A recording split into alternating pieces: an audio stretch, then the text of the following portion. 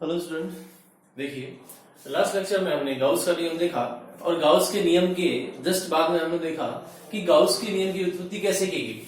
और गाउस का जो नियम था उसके लिए हमने ऐसा पढ़ा था कि फाई बराबर क्यू अपॉन एप्सिलॉन नॉट, या फिर आपने पढ़ा होगा फाई बराबर summation Q upon epsilon not. यानी हमारे पास एक जो बंद परिपथ था, बंद परिपथ के अंदर जो भी पृष्ठ जो था हमारे पास, यानी विद्युत क्षेत्र में हमने एक बंद पृष्ठ लिया था जिसे हमने क्या कहा था, गाउसियन पृष्ठ कहा था। और गाउसियन पृष्ठ के अंदर उससे जो गुजरने वाला फ्लक्स था उसके संपूर्ण आवेश यानी समेशन क्यू नॉट और 1 अपॉन एप्सिलॉन नॉट के गुणनफल के बराबर होता है, ऐसा गाउस ने बताया था। ये गाउस का नियम था हमारे पास।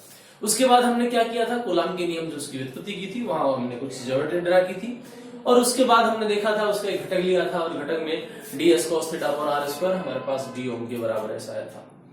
ये सब बातें हमने लास्ट लेक्चर में की थी।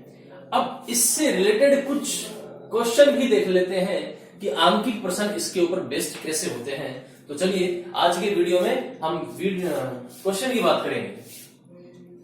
इससे जो रिलेटेड है कि फ्लक्स के अंदर, क्योंकि वहां पर जब हमने फ्लक्स स्टार्ट किया था तो फ्लक्स के साथ में हमने कुछ आंकिक प्रश्न किए थे वहां पर। इससे जो रिलेटेड है और देख लेते हैं। और यदि बात करें कि जो फ्लक्स है वो किस पर डिपेंड करेगा, क्योंकि मान लीजिए कोई ऐसे त्रिज्या का कोई क्वेश्चन आ जाए और कई बार पूछ लिया जाता है कि व्यास को दुगना कर दिया जाए, व्यास को आधा कर दिया जाए, कई बार कह दिया जाता है त्रिज्या को दुगनी कर दी जाए, तो उस जो पृष्ठ है उसके फ्लक्स के ऊपर क्या प्रभाव पड़ेगा, वो किस प्रकार से डिपेंड करता है, किस पे डिपेंड होता है, किस पे नहीं होता है। ये सारी बातें आज के हम वीडियो में इन क्वेश्चनों के द्वारा देख लेते हैं। तो चलिए मैं कुछ क्वेश्चन कर रहा हूं, देखिए क्वेश्चन क्या है। 0.03 मीटर त्रिज्या के गोलीय पृष्ठ के केंद्र पर 7.6 माइक्रोकूलम आवेश स्थित है, आवेश स्थित है। गोलीय पृष्ठ से संबंध, गोलीय पृष्ठ से संबद्ध, गोलीय पृष्ठ से संबद्ध विद्युत फ्लक्स का मान ज्ञात कीजिए। विद्युत फ्लक्स का मान ज्ञात कीजिए। पृष्ठ की त्रिज्या दुगनी करने पर, पृष्ठ की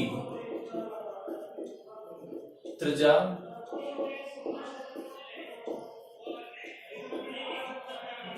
पृष्ठ की त्रिज्या दुगनी करने पर फ्लक्स के मान में, फ्लक्स के मान में क्या परिवर्तन होगा,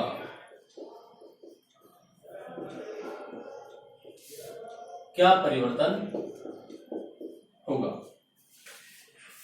हमारे पास क्वेश्चन है कि 0.03 मीटर त्रिज्या के गोलीय पृष्ठ के केंद्र पर 7.6 माइक्रोकूलम का आवेश स्थित है। उसके केंद्र के ऊपर पृष्ठ कैसा है, आपकी बार गोलीय पृष्ठ, गोलीय गाउसियन पृष्ठ है। अब हमने कहा था कि गाउसियन पृष्ठ कैसा भी हो सकता है क्योंकि इसका स्वेच्छ आकार होता है।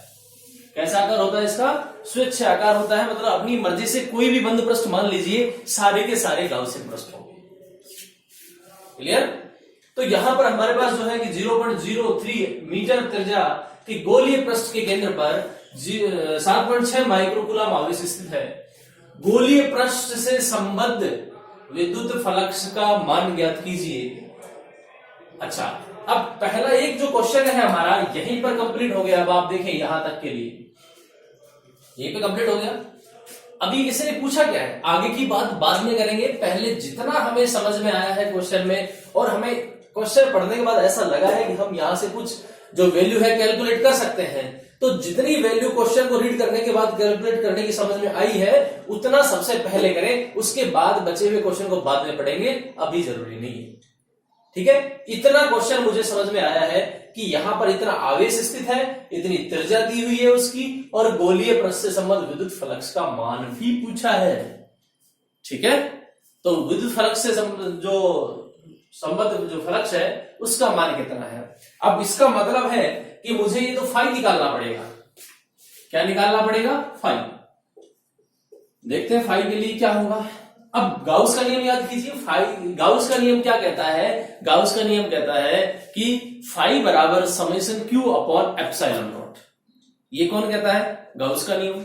फाई बराबर summation Q upon epsilon not, ऐसा गाउस का नियम कहता है। ठीक है, लेकिन यहां पर देखिए, हमने फर्स्ट क्लास में भी पढ़ा था, मतलब फर्स्ट लेक्चर में भी हमने पढ़ा था, वहां से जब से हमारे पास कूलाम की बात हुई है, आवेश का जो चार्ज है उसके बारे में जब से बात हुई है, तब से मैं कह रहा हूं कि जो कूलाम है बड़ा मात्रक है, छोटा है, जो है दूसरे और भी अन्य मात्रक हैं, जैसे माइक्रो कूलाम है, नैनो है, पीको है, ये सारे के सारे आवेश के दूसरे मात्रक भी हैं।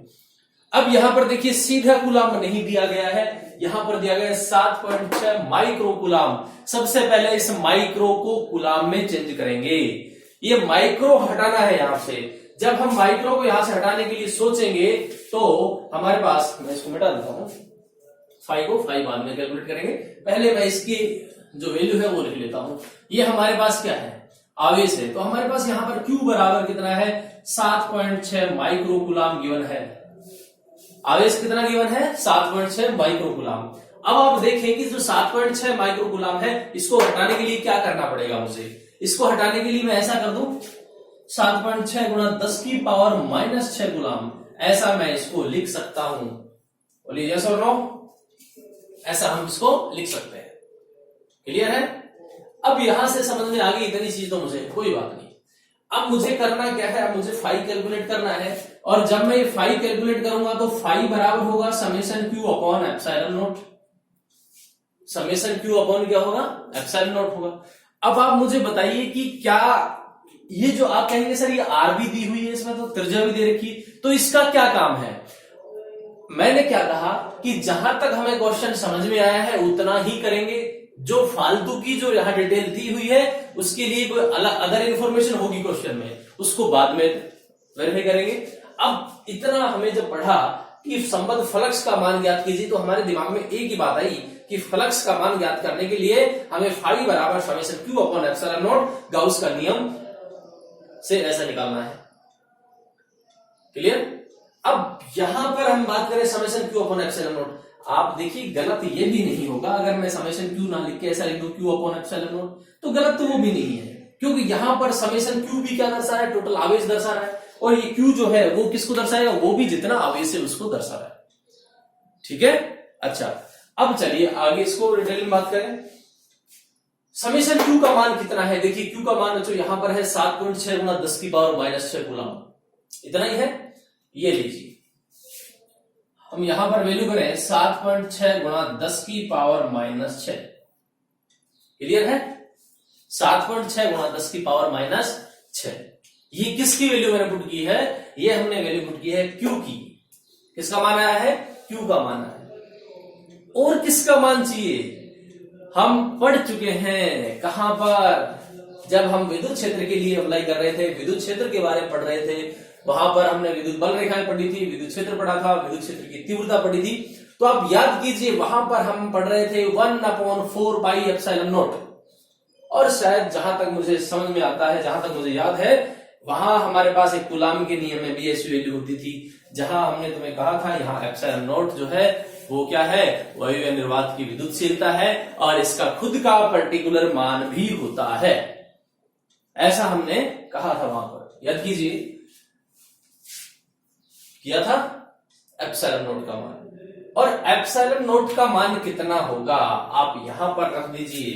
एप्सिलॉन नॉट का मान 8.85 गुणा 10 की पावर माइनस 12। 8.85 गुणा 10 की पावर माइनस 12, ऐसा मान लिख दे। तो ये हमारे पास किसकी वैल्यू? अब आप देखिए, आप कहेंगे कि सर ये जो है वैल्यू एप्सिलॉन नॉट की इस क्वेश्चन में गिवन नहीं है, तो हम कहां से लिखें? मैंने पहले लेक्चर में जब हमारे पास फर्स्ट टाइम एप्सिलॉन नॉट आया था उस समय मैंने बात की थी, और उस समय भी मैंने कहा था कि आप एप्सिलॉन नॉट का मान कंठस्थ कर लीजिए। एप्सिलॉन नोट जो है उसका मान याद कर लीजिए। आपको हर जगह एप्सिलॉन नोट के लिए बहुत सारी जगह ऐसी आएंगी जब आपको एप्सिलॉन नोट की जरूरत पड़ेगी, लेकिन किसी भी क्वेश्चन में किसी प्रकार की एप्सिलॉन नोट गिवन नहीं होगा, एप्सिलॉन नोट का मान दिया हुआ नहीं होगा, यह बात भी क्लियर है। समझ में आया? तो आज से भी अगर याद नहीं किया है तो फिर कह रहा हूं मैं, रिवाइंड कीजिए इसको और एप्सिलॉन नोट को का मान याद कर लीजिए 8.85 गुणा 10 की पावर माइनस 12, इतना याद करें। तो फिर अब क्या करें? करना क्या है? कुछ नहीं करना, तो हम यहां लिख देंगे एप्सिलॉन नोट की वैल्यू, क्योंकि हमने क्यू की वैल्यू लिख चुके हैं, एप्सिलॉन नोट का मान रख देते हैं और यहां से करेंगे 8.85 गुणा 10 की पावर माइनस 12। ये लीजिए, हमारे पास जो भी वैल्यू थी सारी की सारी हमने इस फॉर्मूले के अंदर सजा दी है। अब सिर्फ करना क्या है? अब तो सिर्फ और सिर्फ मैथमेटिकल कैलकुलेशन करनी है, जो कि हम 5वीं क्लास में जोड़ भाग गुणा भाग हम ऐसे ऊपर नीचे काटना गुणा करना सीख के आ जाते हैं कंप्लीट, उतना काम करना है। फिजिक्स का काम मैं कर चुका हूं, अब सिर्फ आपको काम करना है मैथमेटिक्स। आपको जोड़ भागी गुणा भाग करना है। जब आप इसको करेंगे तो हमारे पास यहां से कुछ वैल्यू आएगी। कितनी वैल्यू आएगी? क्योंकि यहां पर आप देखें कि ये जो पावर है ये ऊपर चली जाएगी, ये पावर कहां चली जाएगी? ऊपर। यहां पर देखिए 10 की पावर माइनस 12 जो पावर है वो हमारे पास माइनस में है नीचे की तरफ, तो ऊपर जाएगी तो किसकी हो जाएगी? ये पॉजिटिव हो जाएगी। ऊपर ये जब नीचे से जाके ऊपर पॉजिटिव होगी, ऊपर पहले ही माइनस में ऑलरेडी रखी हुई है, तो ये आपस में क्या करेंगे? एक दूसरे को कैंसिल आउट कर देंगे।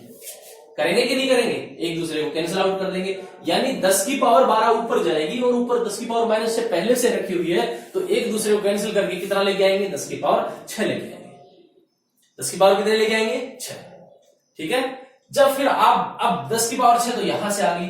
अब आप इन दोनों को भी सोल्व करेंगे, 7.6 बटा 8.85, इन दोनों को भी हल करेंगे। जब आप इनको हल करेंगे तो हमारे पास मान आएगा कि 8.6 गुणा 10 की पावर 5, क्योंकि एक पावर और कम हो चुकी है। जब आप इसको कैलकुलेट करेंगे तो हमारे पास मान कुछ ऐसा आएगा।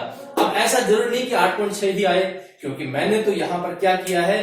पूर्णांक को नॉन जीरो रखने की कोशिश की गई है, इसलिए मेरे पास आंसर आया है 8.6 गुणा 10 की पावर 5।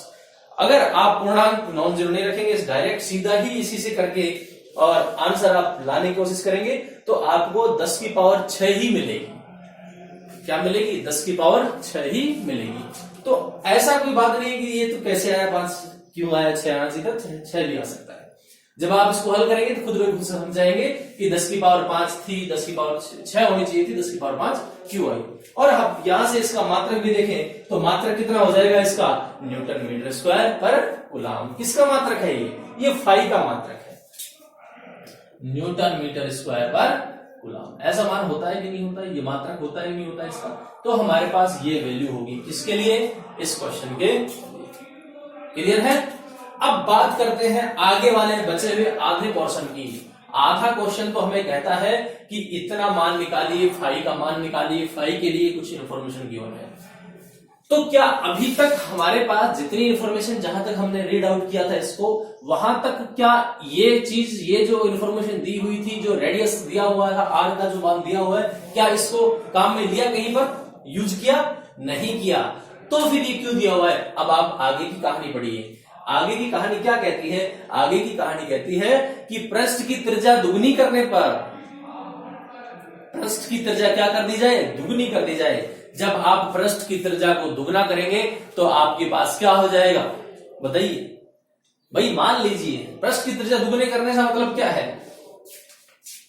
ये देखिए, मान लीजिए हमारे पास यहां पर है और यहां पर है ये 0, ये सेंटर O और यहां पर ये इसकी परिधि, ये मान लीजिए टोटल है 2 सेंटीमीटर। कितने सेंटीमीटर है? 2 सेंटीमीटर। तो अब यहां इसको क्या करेंगे? डबल करेंगे, इसको दुगनी कर दी जाएंगे। मतलब यहां पर इसको क्या कितना कर दिया जाए? 4 सेंटीमीटर कर दिया जाए। जब 4 सेंटीमीटर कर दिया जाएगा तो पृष्ठ का आकार बढ़ेगा कि घटेगा? पृष्ठ का आकार तो बढ़ेगा। भाई आप त्रिज्या बढ़ा रहे हैं तो इसका मतलब है कि पृष्ठ का आकार तो खुद में खुद बढ़ गया। बोली हाँ कि ना? बढ़ गया ना। अब आप कहें कि त्रिज्या दुगनी कर दी तो फ्लक्स का मान भी दुगना हो जाएगा। अब आप याद कर लीजिए उन बातों को, जब हमने गाउस का चैप्टर स्टार्ट किया था गाउस के नियम के अनुप्रयोग और उसका नियम पढ़ने वाले थे। उससे पहले की एक क्लास देखिए, उससे पहले का एक वीडियो देखिए जहां पर हम फ्लक्स की निर्भरता पढ़ रहे थे। क्या पढ़ रहे थे? फ्लक्स की निर्भरता। क्या वहां पर आपको कोई ऐसी बात पढ़ने को मिली थी? क्या ऐसी कोई बात याद आ रही है जहां पर हमने ये कहा हो या हमने कहीं ऐसा पढ़ा हो कि ये इसकी त्रिज्या दुगनी करने पर परिवर्तित होता है? नहीं पढ़ा ना? तो याद रखिए ये इसके ऊपर डिपेंड नहीं करता है। अब आप चाहे त्रिज्या दुगनी करें चाहे 5 गुनी करें, कोई मतलब नहीं होता है। तो गोले की त्रिज्या दुगनी करने पर फ्लक्स क्या रहेगा? अपरिवर्तित रहेगा। देखिए गोले की, ये दूसरे का आंसर लिख रहा हूं मैं, इसका पृष्ठ त्रिज्या दुगनी करने पर फ्लक्स के मान में क्या परिवर्तन होगा? तो लिखेंगे गोले की त्रिज्या दुगनी करने पर, क्या करने पर? दुगनी करने पर फ्लक्स में कोई परिवर्तन, फ्लक्स में कोई परिवर्तन नहीं होगा, कोई परिवर्तन नहीं होगा। आप गोले की त्रिज्या दुगनी करें चाहे आधी करें, फ्लक्स के मान में कोई परिवर्तन नहीं होगा, क्योंकि गाउस का नियम पृष्ठ के आकार पर निर्भर नहीं करता है। समझ में आया? तो हम यहां लिख लेंगे क्योंकि गाउसियन पृष्ठ, एक मिनट मैं इसको मिटा देता हूं इसकी जगह, क्योंकि गाउस पृष्ठ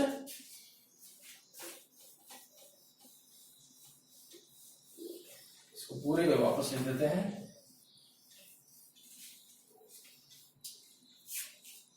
गोले की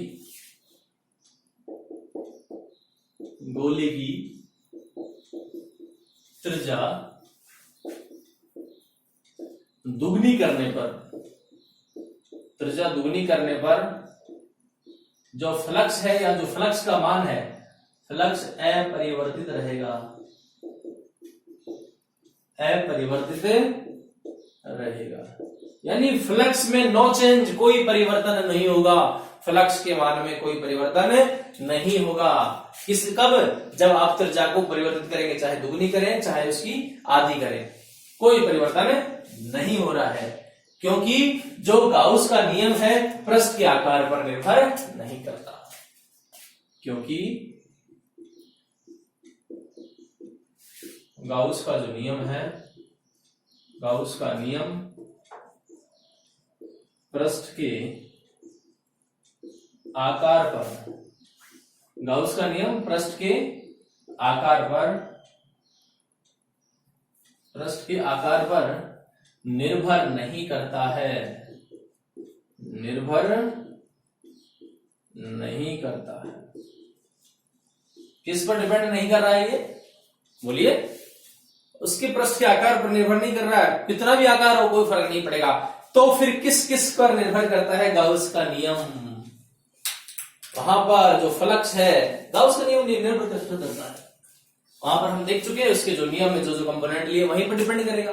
अगर फ्लक्स की निर्भरता के बारे में पूछा जाए तो हमने फ्लक्स की निर्भरता के बारे में पढ़ा था कि फ्लक्स किन किन कारकों पर निर्भर करता है। तो ये हमारे पास इस क्वेश्चन का आंसर हो गया। अब कुछ एक और इंपॉर्टेंट फॉर्मूले हैं जो एक घन के बारे में है, तो आज हम उनको भी देख लेते हैं। वो क्या क्या है, देखिए क्या क्या है।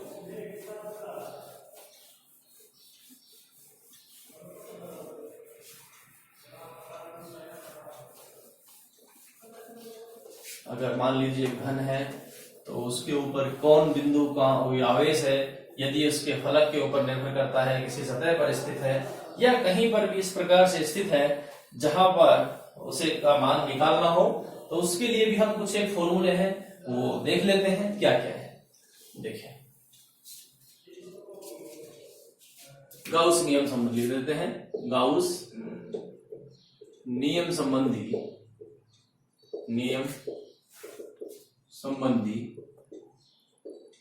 कुछ महत्वपूर्ण तथ्य है, कुछ महत्वपूर्ण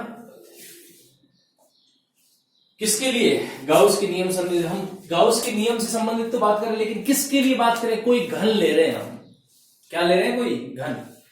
अब उसके लिए देखिए क्या उसके लिए फोटो ऐसी होगी, ये हमारे पास क्या है, एक घन है, ठीक है, इस प्रकार से है कि नहीं है। अब कोई भी आवेश है कहीं पर भी स्थित हो सकता है, मान लेते हैं कि कहीं पर ये किसी कोर पर हो सकता है, किसी सतह पर हो सकता है, किसी फलक के ऊपर हो सकता है, कहीं पर भी स्थित हो सकता है, ठीक है। तो उसी के लिए हम आज मान कैलकुलेट करेंगे कि यदि किसी घन के आवेश, लिख लेते हैं कि यदि हम इसमें 2 केस लेके चलेंगे, कितने केस लेके चलेंगे, 2 केस। तो मैं मिटा देता हूं, घन तो आपने देख लिया, बाद में फिर जरूरत पड़ेगी तो बना देते हैं, बना लेंगे। अभी मैं कुछ बातें लिख देता हूं, वो आप देखते रहिए।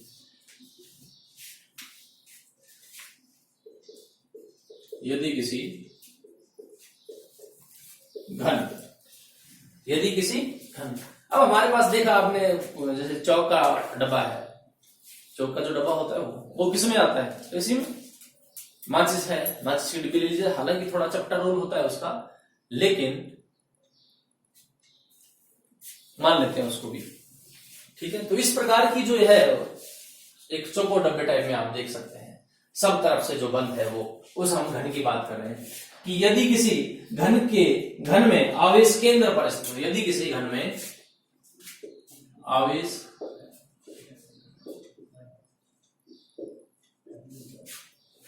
केंद्र में स्थित हो, कहां पर स्थित हो, केंद्र में स्थित हो, कहां पर, किसके केंद्र में, कोई आवेश है और घन के केंद्र में स्थित है, घन के केंद्र में स्थित है, तो गाउसियन पृष्ठ से संबंधित जो विद्युत फ्लक्स का मान है वो अलग अलग स्थानों पर अलग अलग होता है। तो गाउसियन पृष्ठ से संबंधित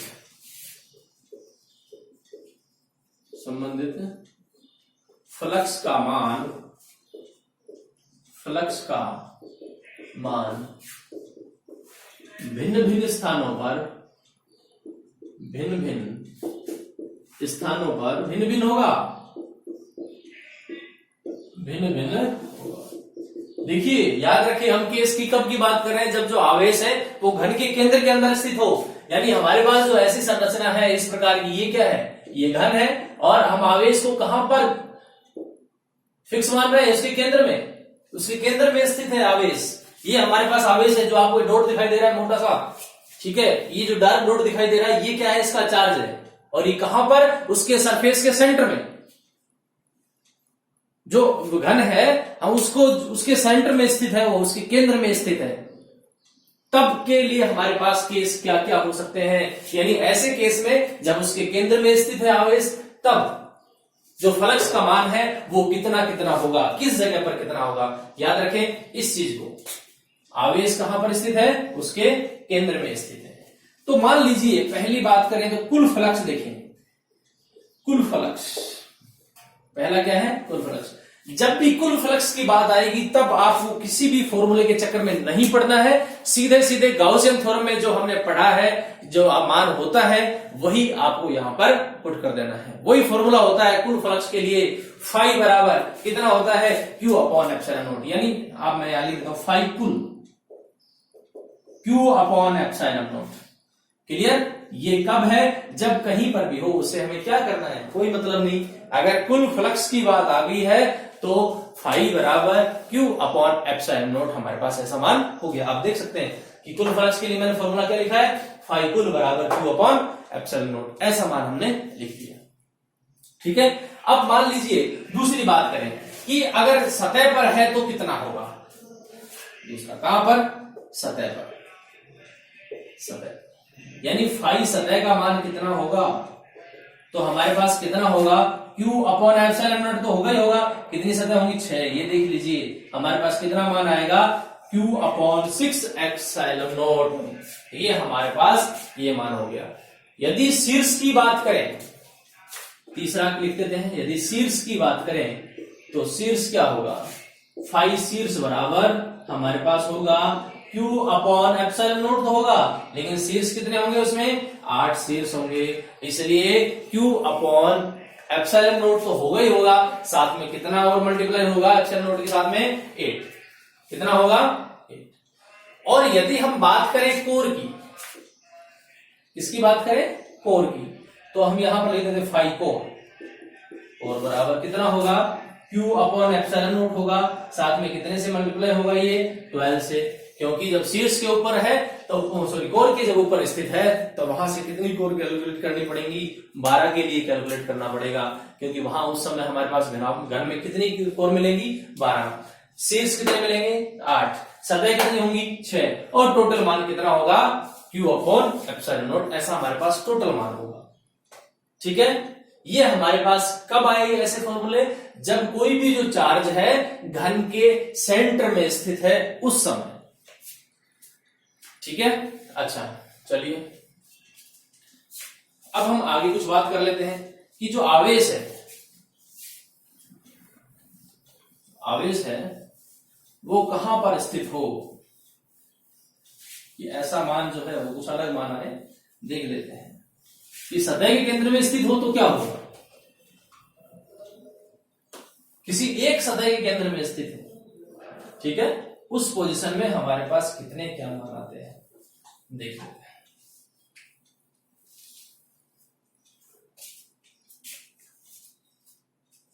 यदि आवेश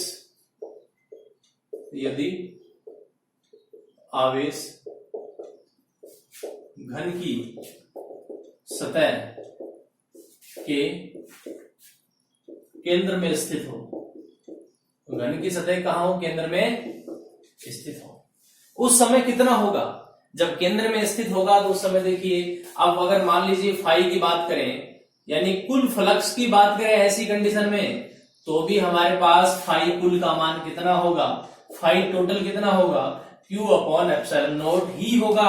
इसलिए मैंने कहा था कि सतह के अंदर स्थित है चाहे कहीं पर भी स्थित है, अगर फाई कुल की बात करें, टोटल फाई का मान निकालने के लिए बोला जाए तो टोटल फाई को किस प्रकार से कैलकुलेट करेंगे, Q अपॉन एप्सिलॉन नोट से कैलकुलेट करेंगे, जहां पर Q हमारे पास क्या है चार्ज है और एप्सिलॉन नोट क्या है 8.85 गुना 10 की पावर माइनस 12, ये किसका मान है, निर्वात की विद्युतशीलता। ठीक है, अब यदि बात करें कि जो फाई जो घन है,